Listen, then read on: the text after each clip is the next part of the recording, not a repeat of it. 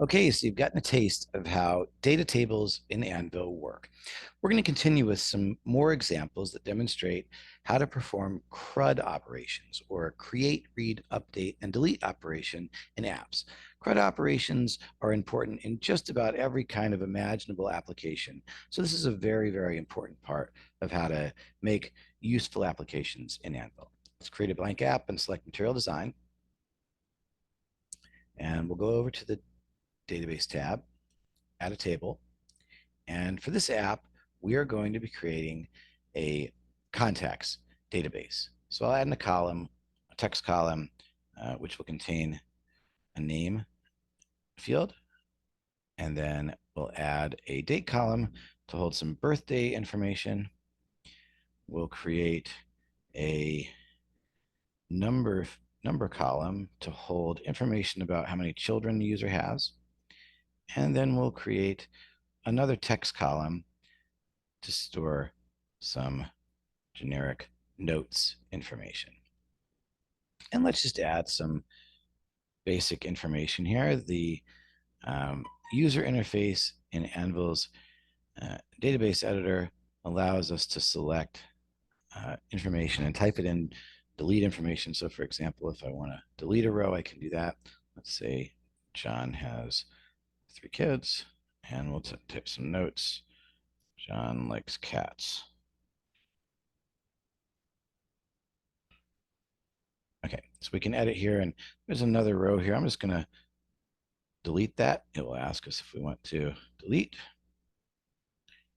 Well, so we can edit all of this information directly in Anvil using the visual database editor. So the first thing we want our application to be able to do is create a new row in the database. To do that, we'll drag a button widget over. We'll give that some text that indicates this button will create a new row. And let's see, we'll align that full, and we'll set the primary color. What this alignment full does is it takes up the full horizontal width available to that button. And what we'll do is add a click handler for that. So whenever that button is clicked, what we're going to do is create in the app tables, in this table 1, we left that default name for the database. We're going to select the add row method, and you can see that there are some autocomplete options, so we can set values in each of those rows, or each of those columns. But for now, we're just going to add an empty row. And in order to do that, remember, we need to set the permissions on this table so that we can write directly from forms to the database. Remember, that's not secure. We're going to cover making this secure later, but for now, we're going to make sure that we can write to this form. If you get the little schema mismatch, just allow it to automatically migrate your database and perform that operation automatically for you.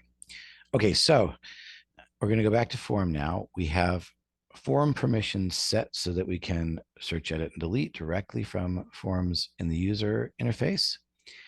And if we run this now, we've got a button, and that button will perform the action that we have set for the click handler. New, new, new. Let's go back now and check. Look at our database table, and you'll see we have 3 new empty fields. Let's go here and use the visual editor to type in some more information for one of these. Just some random information so we have something to display visually.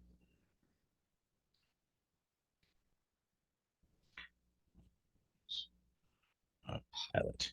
So just some random information. And what I'm going to do is delete 2 of those rows. So all we have is some basic information. So now, when we run our application, we don't see any of that information. So the next thing we're going to do is demonstrate how to read that information using widgets in the visual layout. The most important widget that allows us to view and interact with rows of the database is the repeating panel widget. We'll drag one of those widgets over onto the design layout. And if we run, you'll see nothing happens. That's because we don't have that widget wired up yet to any results of a database query. So the way we do this is go back to code view, and in our init method, we're going to set the items property of the repeating panel. So self.repeating panel. Self, again, refers to the current form. Repeating panel refers, that's the default name given to that repeating panel, which we can change at any point. And we're going to set the items property of that repeating panel to be equal to a search of the app tables, our table 1 that we've created, and a search. Now, you can see there are many options to build queries using that search method, but by default, search will just return all of the rows of the data table. Okay, so now when we run this, you're going to see it again doesn't do anything. We currently have the items property of the repeating panel set to the results of a data table search, but there's nothing in the design that allows us to actually show each of the fields or each of the columns from each of those rows in widgets. So what we're going to need to do is drag some widgets onto our repeating panel so that those values can be displayed. So we'll click on the repeating panel. You can see it says drop components here. We will drag a text box to show the name. We'll drag a date picker widget to display the birthday value. We will drag another text box to show the number of children value, and we'll drag a text area widget to display the notes field in each column. Okay, so now if I run this again, you'll see there is no information displayed. We have a row displayed for each row in the database, but no information is displayed. You have 2 rows of the database, and there are 2 rows displayed in this repeating panel. And to be clear, what the repeating panel does is it creates a layout for each row of a database query that's returned.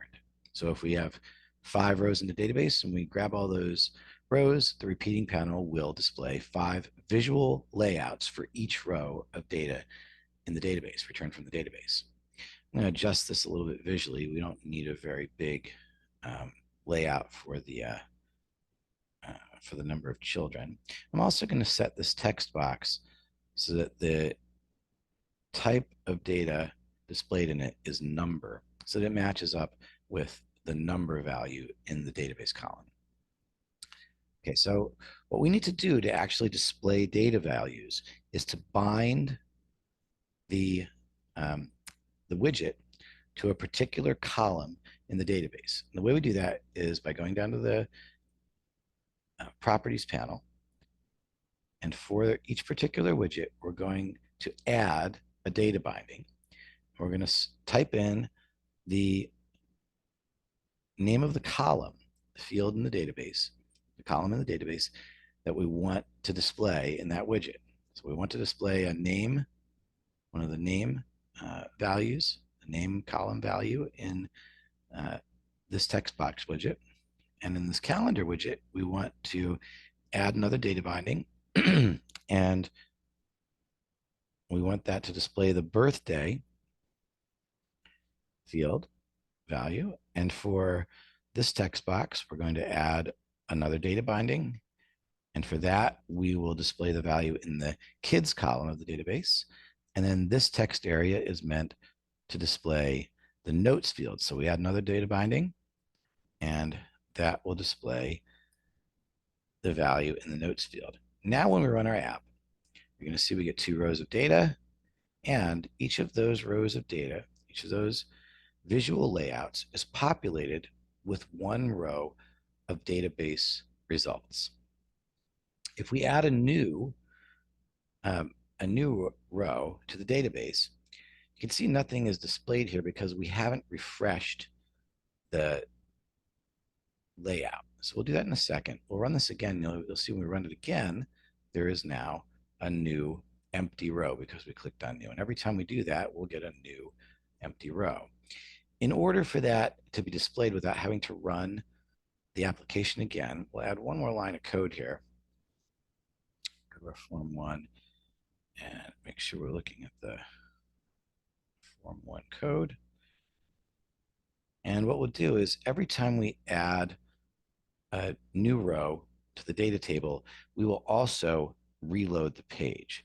So we'll select open form and we'll open form one. Now, every time we add a new line to the database, this form will refresh. And now you can see we've got a new form appearing. Now, when we bound these rows to, when we bound the widgets in each row of the repeating panel to a row of database results, let's click on that again. You'll see that in the data binding, there is a property here, which we can select or deselect, which says write back. With that selected, we can automatically update information that's in each of those fields for the row that's displayed. So if I run this now, let's go back to John's information and change his birthday to something farther in the past. You can see it does a little bit of an update, and we'll change his number of children to 1, and we'll say John likes black cats. Okay, just by typing into these fields with the write back property selected, we can update the database. Let's go back and take a look at the database in the Anvil editor. And now you can see John likes black cats. The number of children has been changed to 1, and the birthday has been changed to the date we selected. So just like that, basically for free, we get update functionality directly in the repeating panel as long as we have write back selected. That also allows us to add a new field and just begin typing in it. So we can add new values to any new field we've created. And let's say Tom's name. Oops. I'm having a little trouble typing on a very small keyboard. Tom's name is really Thomas. Okay, so now if you go back, you'll see that this has been edited. In our table 1, we can view that.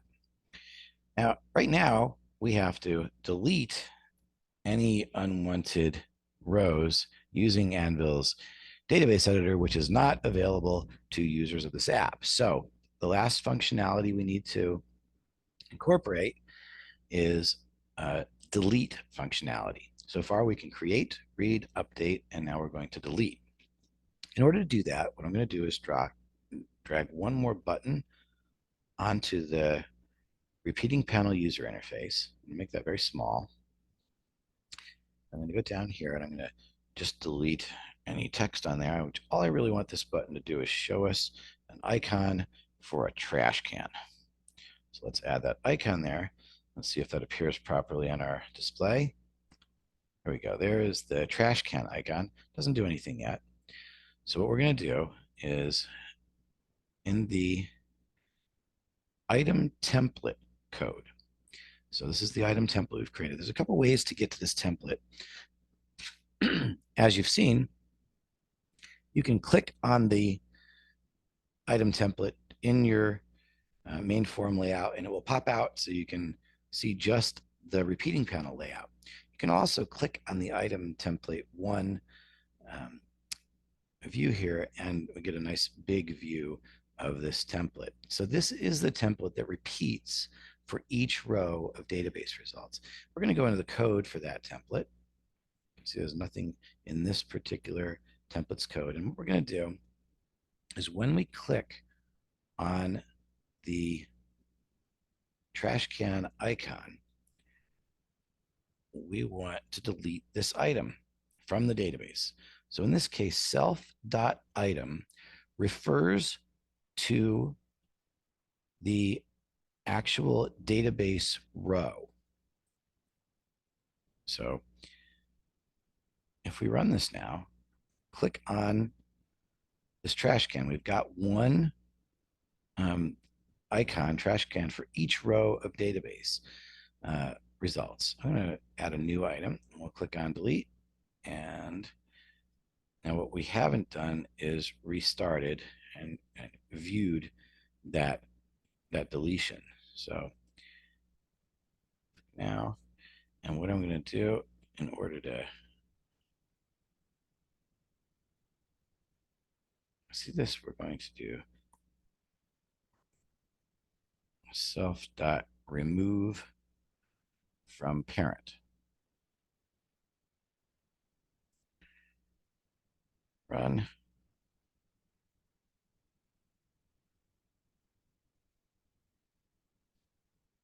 And we've got a bug of some sort. So self.remove from parent. Aha. I think what's going on here is we don't have a click handler actually set. So let's go down here. Yeah, we don't have a click handler set. So we have the code written, but it wasn't, that code isn't being triggered by a click handler. Now, when we run, let's do this, and ta-da, it removes the row from the display because we've included this remove from parent line. And then it's also actually removed that item, that row item from the database. So self.item.delete actually is deleting that row from the database. So let's go back and look at the database. And now you can see table one, it has been removed. So let's run a couple operations here, go through the whole routine of performing CRUD operations. We can create a new row in the database, which we update by opening the form again.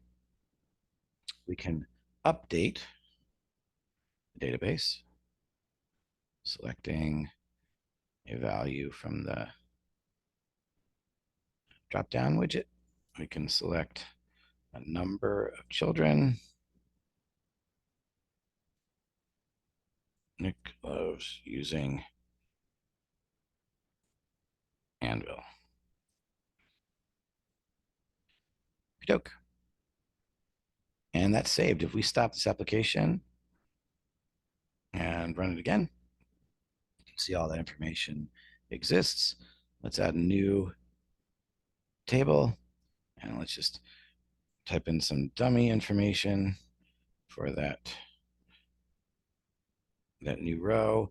Let's stop this just so you can see that this is persisting for each run of the application. And we can delete that information, and that information is now deleted from the database. We can also publish this app so that any number of users can now access it and save their information in the database. We'll publish this, and let's just give this some sort of generic name, such as CRUD test. See if that URL is available. Good. So now we can go here, and any user can now go here. You can go to this URL now, crudtest.anvil.app, create some new info. This is live on the web. That's all it takes to make an app live. Create some generic information here. And this has run. This is executed. We can go back into our development environment, check out the tables, and you can see if we have 20 people using this app, all of those changes will appear in the database table. You can see here is the change I just made in the app. So this is a good multi-user, fully functioning CRUD application.